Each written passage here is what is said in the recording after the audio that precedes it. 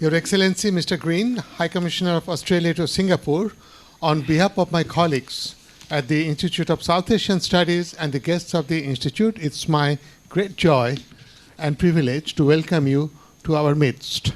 I also welcome the topic you have chosen because there is no such place called Indo-Pacific. It's a made-up name, and behind naming is gaming, and behind gaming is claiming.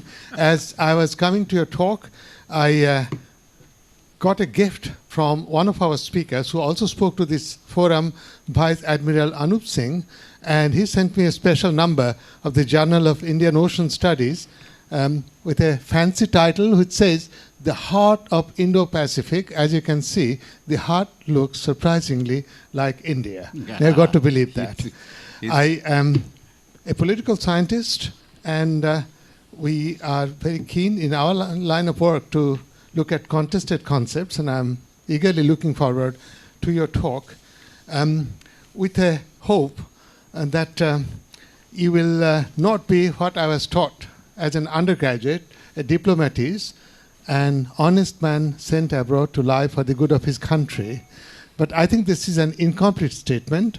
It's an honest man sent abroad to lie for his country only to ordinary people. But we are not ordinary people here. We are thinkers and think tankers. I've been here only briefly, and with my colleagues, we are trying to find for ourselves a focus in terms of 3 Ds: democracy, diplomacy, and development. With this, we hope to bring policy analysis to the benefit of South Asia to start with, and in our less modest moments, we think about the world as a whole.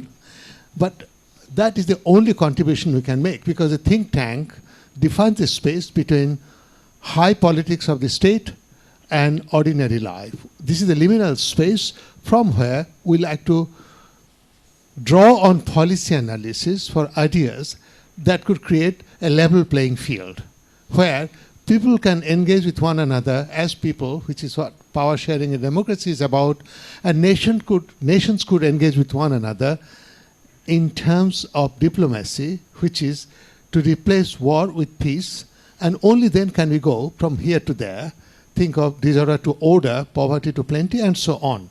That is the mission of this think tank, and it's a privilege to have with you. I'll now hand over the meeting to Our Excellency, Ambassador Chaudhary, to give us a lead. Thank you. Thank you very much. To add another expression to your lying abroad, I mean, it used to be thought in the olden days that God gave the diplomat speech to conceal his thoughts. But those who have heard Ambassador High Commissioner Philip Green earlier, and many of us have, will know that this afternoon that dictum will be totally demolished. Anyway, High Commissioner Green is a diplomat of consummate skill, experience. He has served as his country's, Australia's ambassador, or High Commissioner as we call them in the Commonwealth, to South Africa, Kenya. He has also served in Tanzania, and then he has served his country in the capital, in Canberra, in the office, the Foreign Office, which in Canberra is called the DFAT, Department of Foreign Trade and Department of Foreign Affairs and Trade. Now, the topic that he will speak to today is interesting. It's an interesting one by definition, and also because it is we are going to talk about the definition of Indo-Pacific. What is it? Now, those who have been exposed to marine biology would be exposed to this concept of Indo-Pacific, because I'm told that marine species between Madagascar and Oceania, there are some commonalities in the mollusks and crustaceans, but the insertion of this expression, this geographical expression we were just talking about it, Philip and I, moments ago, in international relations was made, we owe it to Canberra. Canberra, who sort of Australia, of course, is a significant player in the region, and they see this something like a single strategic system And analysts often view this usage as connected to Asian security and also on the matrix, perhaps, of the rise of India and China. But when you talk about something like Indo-Pacific, certain queries automatically come to mind. Is it just a neat metaphor, or does it convey a deeper substantive connotation? Does it supplant or complement the traditional expression Asia-Pacific? Or is it a part of creative middle power diplomacy designed to play a balancing role? Or is it an idea strategists are endeavoring to put content to? So let us hear from High Commissioner Philip Green on these and perhaps more. Philip, you have the floor. Well, thanks very much, Dr. Chaudhry, Iftikhar, my good friend. It's great to be back here, Professor. Great to meet you and hear of your recent arrival. It's my second opportunity to engage with you here at the Institute of South Asian Studies, which has always been a pleasure. We had a good conversation a couple of years ago about the Indian Ocean Rim, the organisation which has now formed the title IORA, and frankly has gone from strength to strength since we last spoke, which is great. And I guess I don't know why my talks are always about contested topics or contested nomenclatures, but today I'd like to talk a little bit about the concept of the Indo-Pacific. I might, if you don't mind, Iftikhar, at some point this afternoon, I'll be guided by you when, also give you a little update on Singapore-Australia relations, because frankly, that's been a very important canvas that we've been painting on, and we've come to places that are more interested, well, frankly, more interested in anything else I've done in my professional career. And I'd be happy to talk about that. To begin today, I thought it's interesting to consider for a moment how countries categorise or characterise their key regional, strategic and economic spheres. And I guess for some countries I know well, that's reasonably easy.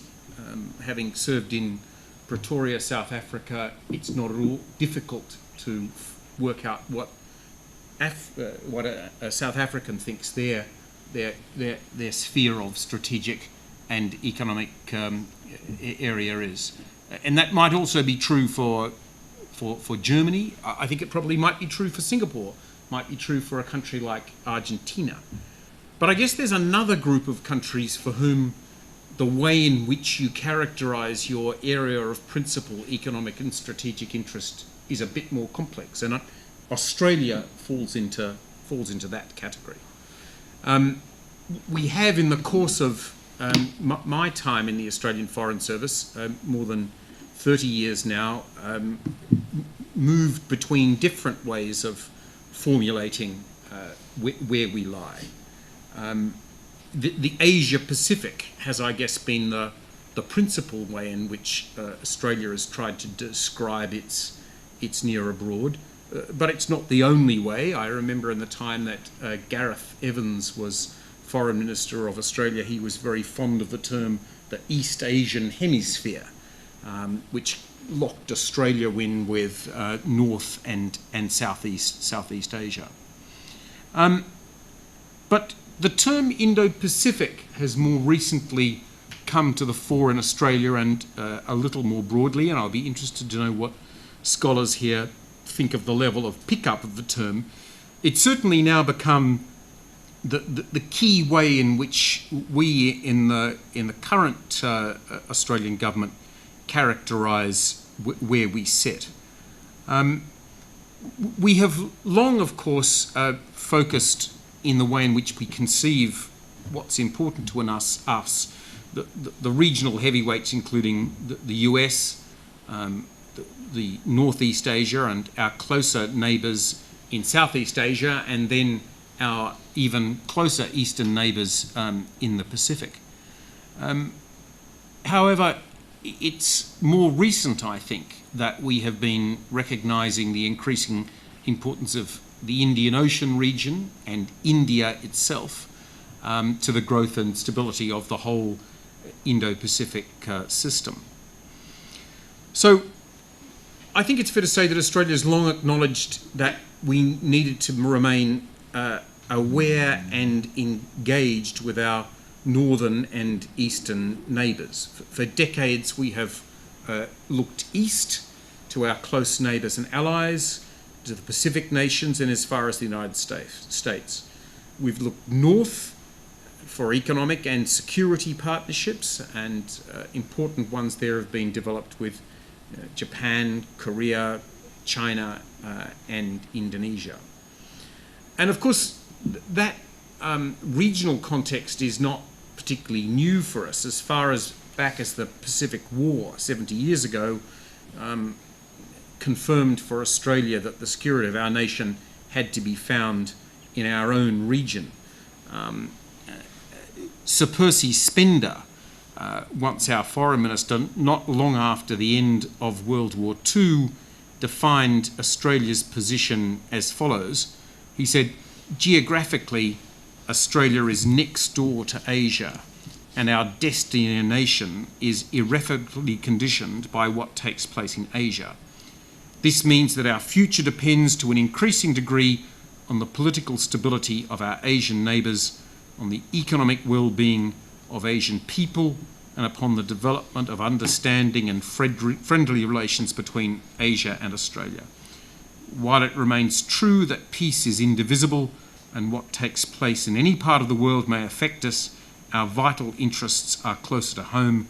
It is therefore in Asia and the Pacific that Australia should take its primary effort in the field of foreign relations. So hard to cavil with that 70 years later. But that position and the focus on the term Asia Pacific, although accurate to a degree, in my view fails to take account of other similarly significant strategic and economic priorities for Australia. So we sit not isolated only with our northern and eastern neighbours, but between two great oceans, each of which is vital to our future in its own way. I guess one way of thinking about the ambition that we have to look to a greater extent west rather than east than we have before, it partly relates to the way in which Australia has been settled, where the predominance of population has been in the south and east. I guess more recent developments have led us to be more confident, more conscious of our west, not least because of the resources activity that's been taking place mostly in Western Australia in recent years. And in fact, I think it's true to say that resources exports from Western Australia alone make up 40% of Australia's total exports.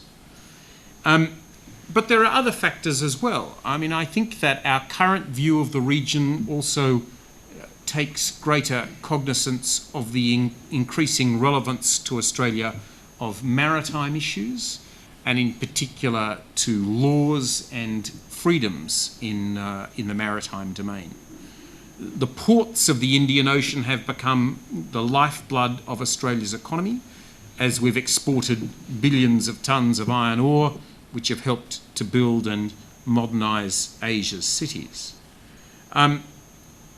I'm reminded also of the significance of the Indian Ocean region, which I spoke to you about before, which I'm pretty sure I'm right in saying accounts for a full third of the world's population, and major trade, investment and energy flows, including half of the world's container ships and a third of the bulk cargo traffic, and 2/3 of the oil ships of the globe pass through the Indian Ocean.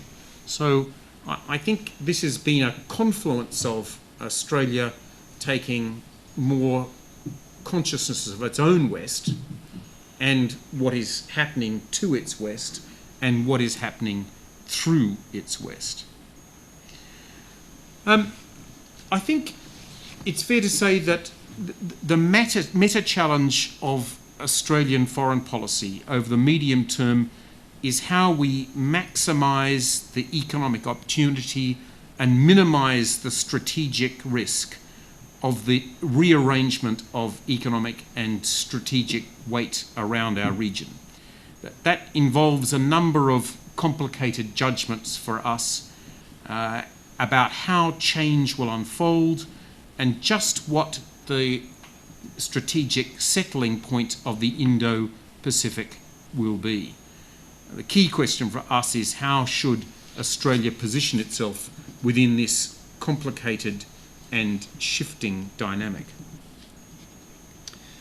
I think with that backdrop in mind, we have increased our focus on the West across the Indian Ocean, recognising not just its geographic location, but also the way in which we need to reorient our thinking to take account of it.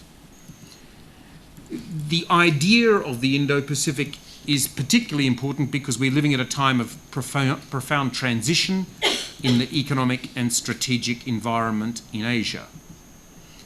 As the Indian Ocean region itself becomes more dynamic, it's fast becoming a major player in the economic and strategic security for Australia. While Asian economies, after decades of growth, are facing some structural challenges, it's time for Australia, I guess, to better spread our economic risk. That's part of the reason why I've been thinking more about the region in Indo-Pacific terms. The term better reflects the reality of Australia's international outlook, both to the world and to Australia itself. Importantly, it acknowledges the central rather than peripheral role that India plays in our strategic outlook. The construct of the Indo-Pacific also better captures our expectation that the big strategic issues in our region will be maritime, such as conflicting territorial claims and keeping sea lanes open for vital trade. The term has been picked up by others, and the consequence of the Asia-Pacific and the Indian Oceans together has been focused on by none other than Prime Minister Modi. When he addressed the Australian Parliament just last year, he stated that the Asia-Pacific and the Indian Ocean region is a dynamic region holding the key to the world's future. I think that puts it very aptly for us as well as for India. I think that demonstrates the shift in some of the thinking about the region and that it is not just isolated to Australia. Having quoted Prime Minister Modi, let me turn a little bit to India itself and the way in which we perceive it. In Australia's conception, India has emerged as a major power and has always played a significant role, is playing a significant role in the current shift of strategic and economic gravity to this part of the world. As its interests in East Asia expand, India is taking its place as a key player in the Indo-Pacific strategic system, which also encompasses the United States, East Asia and the South Pacific. India has many headwinds, but it also has much that works in its favour, notably a younger demography and faster growth at this time than China, which can only further increase influence it has in the region as time goes on. If India finds its path to sustained economic growth, there is the opportunity to become an even more strategic player in the region. However, having said that, India's strategic concerns will likely remain closer to home, in particular in Pakistan and China. They are expanding strategic relationships with the US, Japan, Australia and others, but none of those are likely to become close to being an ally. Bilaterally, our own links with India are moving ahead fast. I think the visit of Prime Minister Modi was the first of an Indian leader for more than a decade, but that has quickly borne new fruit with a wide range of visits, a lot of focus on economic development, a lot more investment, a nuclear agreement, and the plan, the very ambitious plan, to conclude a free trade agreement this calendar year. If I can talk a little bit about the way in which we see the Indo-Pacific region developing. As a region, the Indo-Pacific is in the midst of a profound transition as it moves towards a multipolar strategic system. Under a multipolar Asia, the management of relationships between the US, China, India and Russia becomes even more important to Australian security. Current discussions around the power plays in the region are often centred on the US and China, and predictions on the decline of the former and the rise of the latter. We see it a little differently. For the foreseeable future, the US will remain in a league of its own in global military reach and readiness to use force. The margin of influence may be reduced over time, particularly with increased multipolarity, but US preeminence will remain. China's influence will grow as its economic importance to the region continues to rise. Although other major players are emerging, including India, their contributions are yet to be fully recognised. However, with the increase in multipolarity, it is inevitable that strategic influence will be spread more widely than it is now. So, if Australia's key area of strategic and economic significance is the Indo-Pacific, and if I've given some characterisation of the way in which power might settle there, what sort of Indo-Pacific is Australia looking for? Australia's interests are best served by a stable strategic system in Asia, which favours open societies, encourages economic integration, is inclusive in membership and looks outward. The sort of strategic culture which we wish to see embedded in the region is a key question. We could be looking at a culture of power, of raw power and its exercise, or a culture of consultation and collaboration. Certainly the latter that we will be looking to try and advance. Australia needs to determine how it's going to position itself in this complicated and shifting dynamic of the Indo-Pacific region.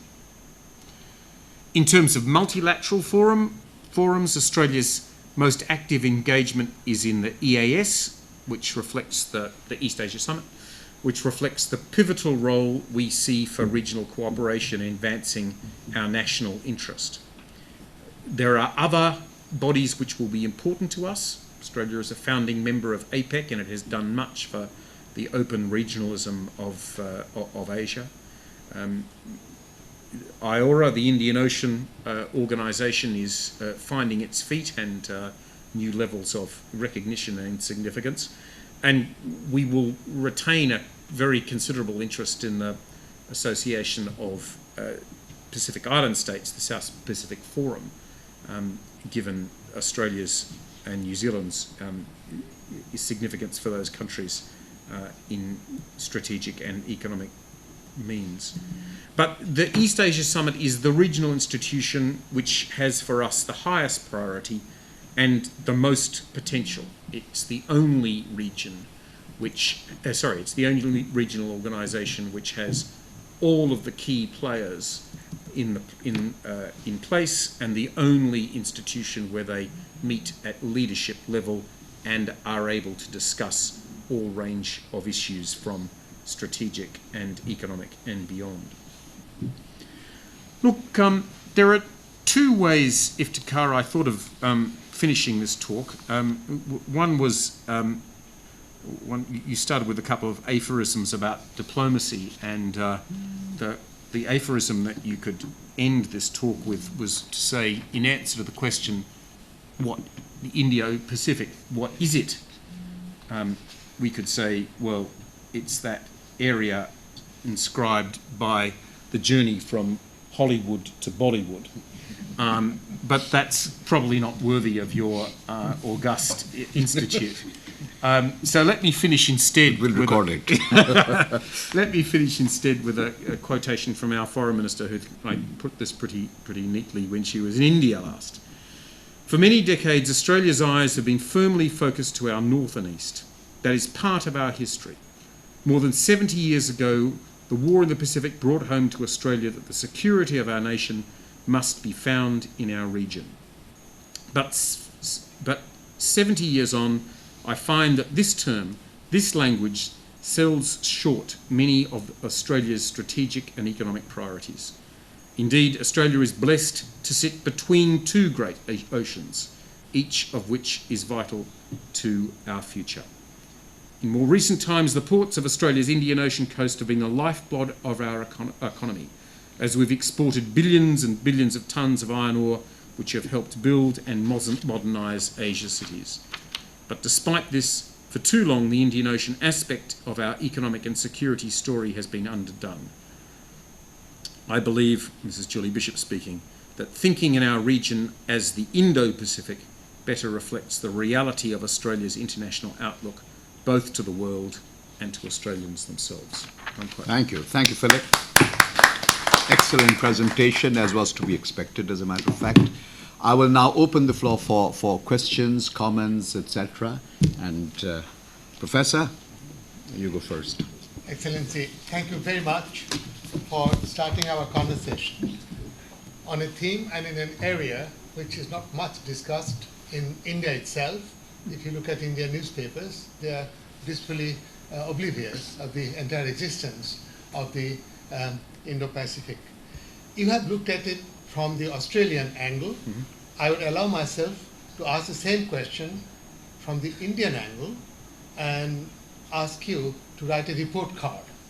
If you were to evaluate the effectiveness of Indian foreign policy, would you say it is more effective in the Indo-Pacific than the South Asian landmass? Would you say it was more effective, it is more effective post-Modi than pre-Modi? Look, I will. I'm a bit cautious to present a report card on Indian foreign policy. That's a big topic of which many people are much more skilled than I. But let me say this that I think helps answer your question. From Australia's perspective, we have encouraged an Indian engagement in the region which is deeper and stronger, especially in East Asia. We have seen in recent years a greater focus in East Asia. We find that welcome. We think that India has a key part to play in the councils of East Asia and its debates and its economy. From our perspective, India's look east and act east policies have been entirely welcome.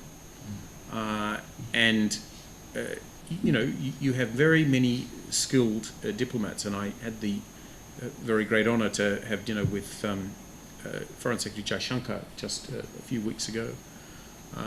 He knows this region particularly well and seemed to have a very clear appreciation of India's appropriately greater role in this part of the world. Now, India's going about that in a way which is sensibly deft, probably a little more quietly than Australian diplomats go about themselves. but effectively, I think.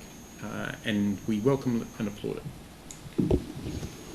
There has, of course, always been very strong, I mean, even not in policy terms perhaps, but even in the pre-contemporary times, the relations between Australia and India, particularly Bengal and Australia, have been very strong. Governor Casey, for instance, was an Australian, was he not? Yes.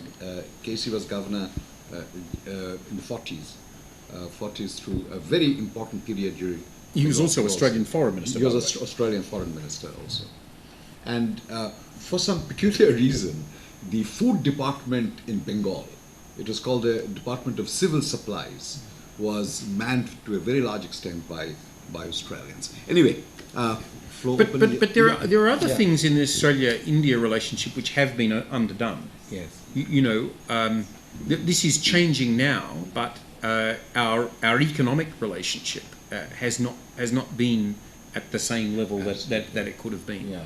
I mean, given the complementary character of our societies, the fact that we are more or less neighbours, the fact that we have much in common, including English language and a British heritage and even cricket, which does actually leaven things. But notwithstanding all of that, the trade and investment levels between Australia and India have been low. I'm pleased to say that is changing fast. And my counterpart in New Delhi has run off his feet, dealing with Australian trade delegations and Indian business people of significance who want to invest and trade more with Australia. So that's a relationship that is seriously taking off. Absolutely. Dr. Amitindu Palid, then Mr. Suryanarayan. Thank you, Dr. Choudhury, and thank you very much, High Commissioner, for addressing a variety of very interesting issues. I have two questions, but before that, let me just give you a very brief context to my questions. We are, from the Institute, taking up a research initiative which looks at India and the Asia-Pacific and looks at the economic and strategic aspects of India's closer integration with the region. And needless to say, this comes in the context of Prime Minister Modi and the Indian establishment making a very strong bid for India's formal membership of the APEC, which you are clearly aware of. Now, we have been having very close interactions with a number of Australian agencies. In fact, earlier this year, we were in Australia, we met the ONA, we met the TFAT, we have been following the India-Australia relationship closely, and we have noticed that there is a considerable amount of strategic enthusiasm behind India's becoming a membership of the Asia-Pacific Economic Cooperation, particularly in Australia. What we notice, and this is where I come into my first question, is that while there is a large amount of strategic goodwill, not only from Australia, but from larger part of the Asia-Pacific, including Latin America, there's a serious doubt over whether India will actually be able to fit into the APEC. And that doubt arises from the fact that India has not been a country which has been a very enthusiastic globalizer. India's trade policy particularly has been remarkably defensive in contrast to the Asia-Pacific, which has been committed to voluntary liberalization, external liberalization. Now, what we sense, and this is a very preliminary impression that we have from the research that we are doing over here, is that there's a serious chance that the fact that the strategic goodwill that backs India into getting closer into the APEC might just be counterbalanced by India's reputation on the trade and economic front. Is it regulation or reputation? Reputation, which is rather damaging. So I'd want to have your opinion on that, number one. The second question that I have on my mind is that, as you very correctly mentioned, the India-Australia relationship has become extremely robust over time. We do see this relationship flourishing even more as we go ahead. But what we also notice out of our various interactions is that the amount of expertise on India in Australia, and particularly the depth of Indian studies, is probably not as much as it could have been, given the robustness of the relationship. I mean, we are aware of the Australia-India Institute, which was set up 8 or 10 years ago, but we are not really aware of the seminal kind of work or even quasi-seminal kind of work that has been coming out of that institute. So, particularly when one looks at it in comparison to the Chinese studies in Australia, which is phenomenal, and the amount of money that has gone into that is phenomenal. So, why do you think there's this, kind of limited involvement in terms of the academia, the expertise, and even the establishment? Thank you. You might want to take this. Yeah, look, thank you. That's a thoughtful set of questions. I'm interested that your focus was on APEC because from where I sit, the greater focus is actually on the East Asia Summit. I mean, APEC's been enormously important to Australia and to the region. Before we had a mechanism where all the key leaders of the region got together with an agenda which included strategic issues, we were occasionally forced to use APEC as a mechanism to discuss strategic issues because there wasn't one. I mean, it's dangerous as a diplomat to sort of set up league tables of things, but it would be fair to say that our preeminent focus at the moment is developing the EAS and making sure that that works as a forum where the key issues of the region can be knocked out and resolved. So, of course, we welcome India into APEC.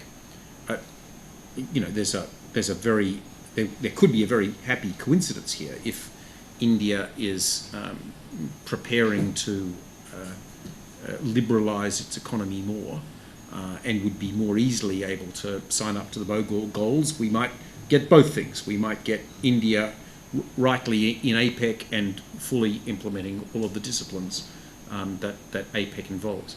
If we don't quite get there, will that be a tragedy? I don't think so. As I said, a lot of our focus is going to be on the EAS anyway. I'm at a deeper level. I don't know if you're asking the question whether there is a certain potential for enthusiasm leading to overreach in Australia's relations with India, and I guess that's always a risk when you have a big plan, and that's probably worth us thinking about and making sure that we don't stumble as a result of that. But I don't think so. I mean, one of the things that's characteristic about the enthusiasm for a deeper relationship with India from Australia at the moment is that is uncontested. There is no constituency in Australia which questions whether we should have that sort of deeper partnership. On the depth of Indian studies, I'm sure you're right. The truth is that our university sector has been remodelled in recent decades. Perfectly frank, there's been less focus on the humanities and a greater focus on the STEM fields. That's been seen by our leaders and the way in which they shape our universities as more relevant to our economic future. You could debate whether that is working or not. There are a lot of Chinese studies centres. That's true. I was involved in the establishment of the Centre for China and the World at the Australian National University just a few years ago. Maybe it's a matter of time.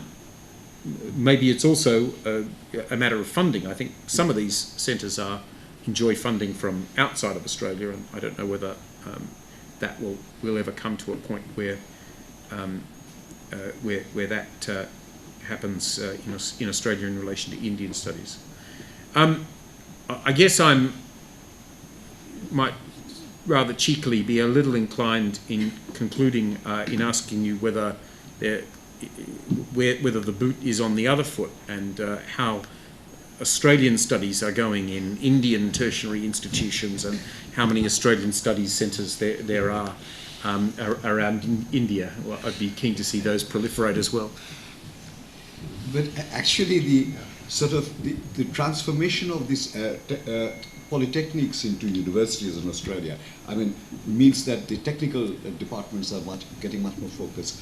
But also, it's true to say that in Australia, over time, I mean, it has emerged over time. You had people like Basham and all that who were interested in Indology to start with, and then you had the historians like D.A. Lowe and all that, and then now you have this host of people that you interact with, IR people, economists, etc. But the truth is, I mean, there's been a very long history, not only just of Chinese studies, but especially of Southeast Asian studies. That's right. So I'm dittoing that. In fact, the IR kind of interest in China began with people like Steve Fitzgerald, isn't it? And which dates to, say, not much before the 70s, early 70s. But it's been on a big trajectory. That is true. That is true. I mean, that is in consonance with other developments as well. Yes, Mr. Surya Narayana? I'm Surya from ISIS. So you have referred to the possibility of multipolar Asia-Pacific or Indo-Pacific or even world order, with the US still being quite a dominant power for years to come. And there could be two kinds of multipolar world. One, different countries being individually powerful enough. And secondly, different countries being individually powerful enough but with satellites around them. What kind of multipolar world do you have in mind? And do you think Australia will also be a pole in that particular order? And if so, who would be your satellites, if any? And even now, you don't. Even now, you don't have China having many satellites, except perhaps Pakistan and to some extent Russia and maybe North Korea. And India certainly has no satellites. All South Asian countries around India do not quite like India. That is one question. And the second question is about IORA's ineffectiveness over time in terms of deliverables. Don't you think it's possible to have a new forum consisting of India, Australia, China, US, and perhaps Japan and Russia as some kind of a core group for Indo-Pacific affairs, rather than having a big IORA with so many countries in the organization doing pretty little? Thank you. Thank you. Thank you. That's a really interesting set of questions. I wasn't really thinking about satellites. I guess I was thinking two things. Firstly, that the discussion of Asia-Pacific power is too frequently characterised as binary, as being about how fast China will rise and how fast the US will relatively decline. I was trying to say about the United States. I think I was referring globally when I talked about it being the sole global superpower with the ability to express influence in any part of the world. I don't think there's any Chinese scholar who would imagine that there is any equivalent to the way in which US can express power globally. In terms of the power ratios in the Asia-Pacific, there's no doubt in the world that they are changing, and they're changing in China's favour. But the second point I was trying to make, apart from the fact that the thing is seen in the thing is seen too much in terms of China rising and the US relatively declining, is that it is already a much broader disperse of power, and India's part of that, but other players like Korea is part of that. Japan is certainly part of it. Indonesia and the broader ASEAN's part of that, and I guess Australia's part of that. I don't know that it's particularly helpful to think about in terms of satellites. I mean, evidently there are a range of coalitions of power amongst that group of nations, but I think it would be wrong to think about them as satellites. But I do think that broad point is worth understanding, because the discussion of East Asian security is looked at much in much too binary a form, and a key element of that is the absence of discussion of India. Look, international organisations and how broad they are. It is true that Indian Ocean organisations, IRAC in the past, IORA now, have probably not performed as satisfactorily as they have in other regions. And it is true that, well, it's hard to escape the conclusion that a part of that is about scale. That it's a large number of people around the table, but another part of course, is that there is a very disparate set of power relations amongst that group, and indeed interests. So when you have the players of IORA at the table, you have India, you have Australia, you have South Africa. You'd imagine that's sort of what that conversation is. But then you have Iran, you have Tanzania, you have Mauritius, you have the Gulf states, and then you have nations from Southeast Asia who are Indian Ocean players but see themselves principally as something else.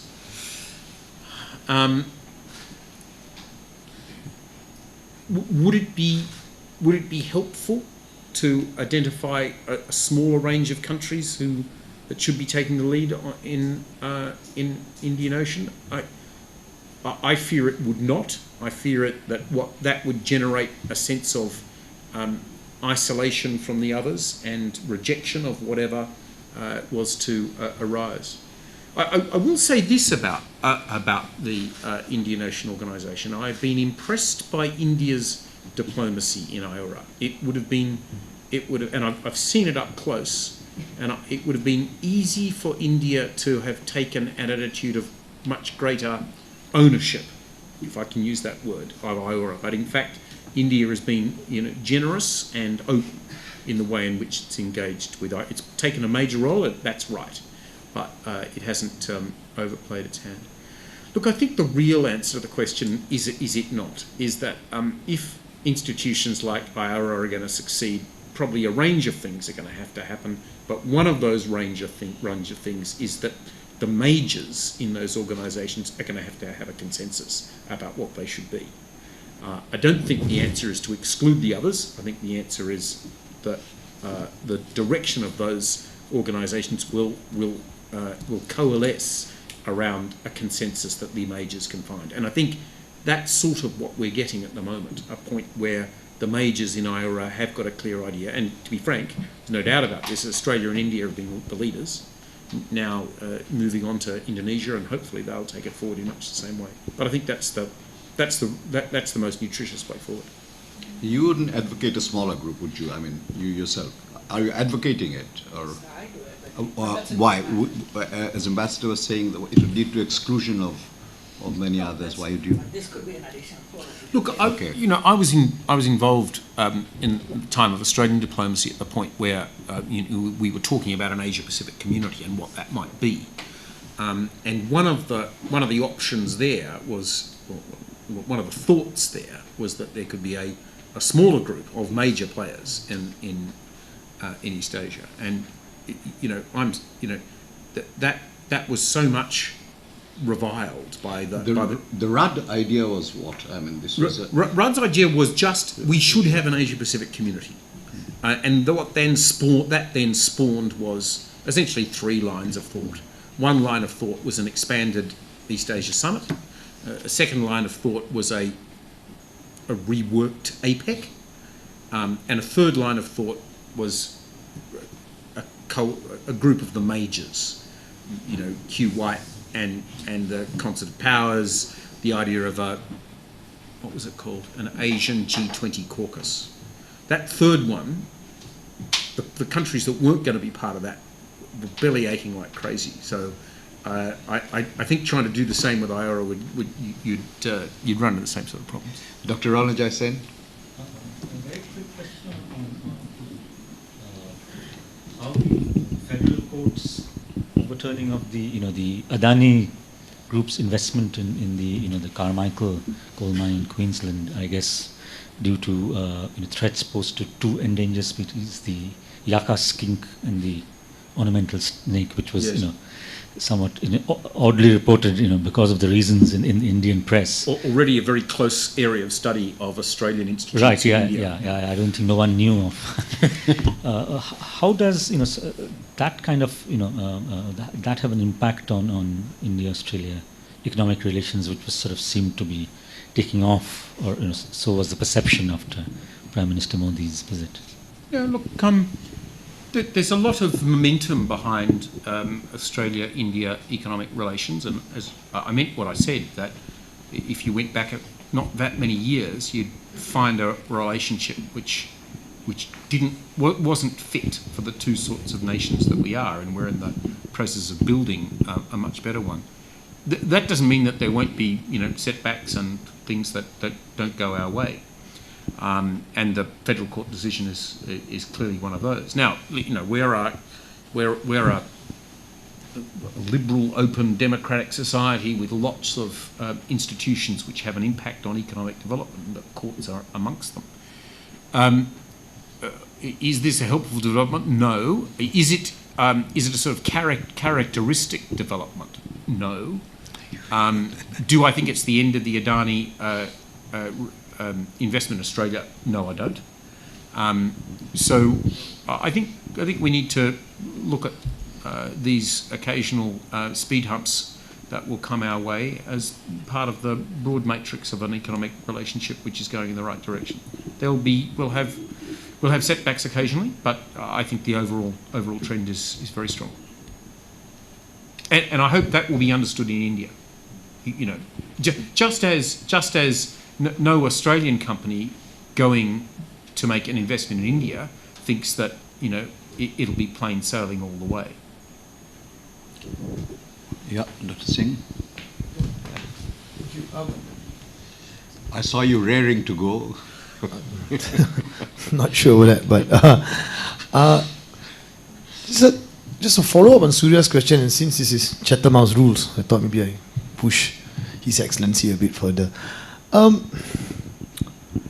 If you read the literature on Australian kind of strategic policy throughout the years, the main fear has always been China, right? The threat that comes from the north. First, it was the nature of the communist threat, and then whatever.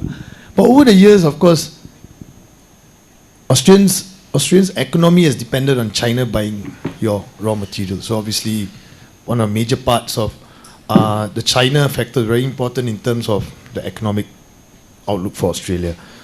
But the earlier kind of, what's the word? Is the word dread, maybe the fear of China hasn't gone away. And so now you find yourself in a situation where, like you say, and I like the way it's a very nuanced observation, it's not that the US is no longer the number one global power, but in East Asia, in terms of if you want to do an equation, then yes, it's going down. As the US moving away and vacating some strategic space, you obviously look to India, like the rest of the region, to try to fill that space. So, for example, when you do maritime exercises, you got the Australia, Japan, US, India, and then Singapore, sometimes one of them. And this is very clear there's some amount of hedging going on. I just want to throw it out there and see. Which one of these straw men do you want me to attack? No, I'm just talking about. I just think, is it? No, I just wondering about finding yourself, and this is not a unique situation, finding yourself between wanting to do business with China and yet fearing what's going to happen down the road. The unknown quantity versus supposedly the known quantity of India, but India not having the kind of military capability to project strength into that part of the maritime space. Beyond the Indian Ocean, yeah, Indian Ocean okay, but beyond that, no. So where do you think this, I don't even know where my question is going. Well, can I, let me start with this. Australian history goes back more than last 20 years. Yeah. And when you say, China has always been the threat. My parents remember the war with Japan, and they remember the bombing of Darwin, and they remember submarines in Sydney Harbour, and they remember the Cheney Railway and all that, Burma Railway and all that. And that's very live to an Australian who serves here in Singapore. There's more than 1,000 war dead out at Kranji, Australian war dead out there at Kranji. I'd encourage you to cut us a bit of slack. I think Australia has not done at all badly at remaking itself and being comfortable as a player in the region. I very deliberately read that extract from Foreign Minister immediately after the Second World War, Spender, about our engagement with Asia. That goes back a long way, plus the Colombo Plan, plus all of that stuff. Bring that up to date. So Julia Gillard released this thing called the Australia in the Asia Century White Paper. And I'll tell you what was interesting about that. What was interesting about that was that there was no constituency in Australia which stood up and said, that's not right. Here's a major white paper of the Australian government saying, all eyes on Asia, that's where our future is, and not just economic, it's also about security, and it's also about people engagement, and also about development, all that. Even in our very highly contested political environment, there wasn't a single player who came out and said it was wrong. In our highly contested political environment, opponents had to say something. So the characteristic line from Conservatives was, well, of course all that's true, but you didn't need a white paper to tell you that. That's bleedingly obvious. So I think that tells you something. I mean, also the level of Chinese engagement with the Australian economy. Yes, there have been questions over agricultural land, although, gosh, whose investment was it that actually fell foul of our Foreign Investment Review Board? It was the United States' investment. So I think, in fact, the level of acceptance of our Asian future in Australia is pretty strong. When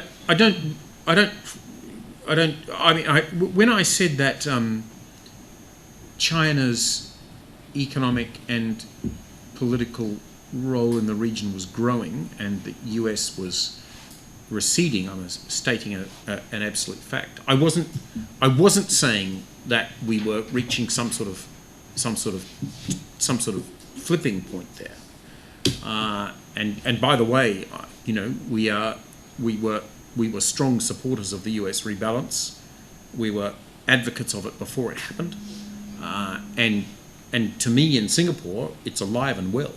I mean, you can argue at the edges about the way in which the rebalance has been messaged and managed, but think where would we be at this moment in Asia's history if the US hadn't come out with as firm a policy as it could that it was remaining engaged in the region and it was going to up the level of its strategic resourcing in the region, which, from the perspective of Singapore and indeed from Australia, is pretty obvious.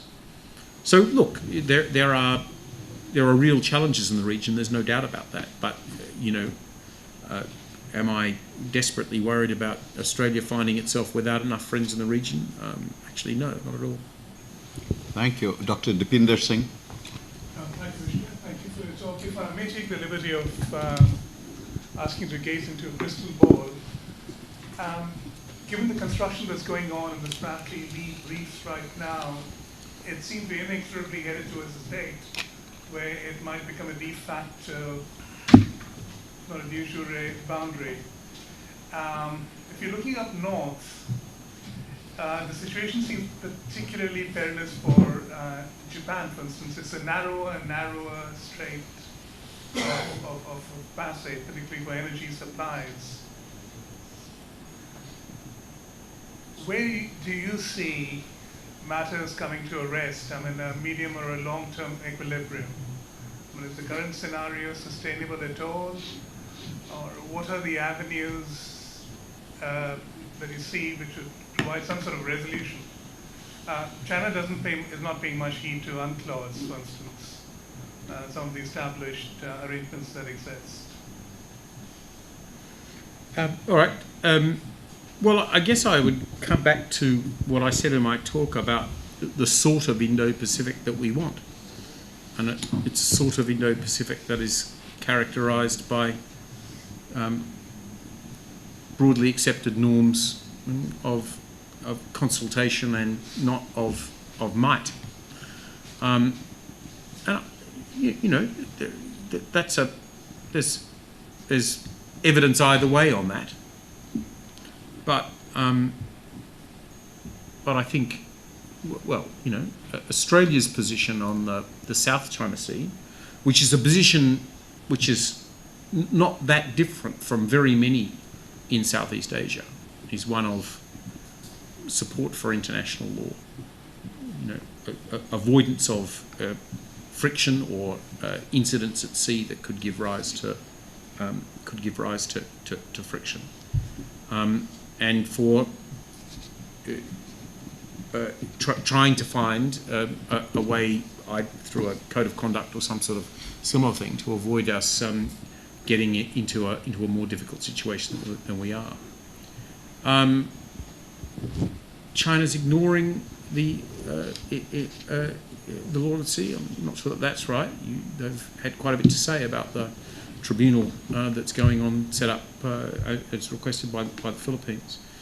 So I think this is a question of shifting sands, and it will take quite a long while to work out. Maybe won't happen in our lifetime, but the sort of region that we want is, and the sort of region we will work very hard to get, is a region which is based on consultation, rule of law, and the freedoms that we've become used to here. Well, Jim Dorsey, you don't have to listen to a talk to ask a question. Hello, James. How are you? You snuck in. I'm sure there is something that you would like to. All right. Well, thank you very much, Philip.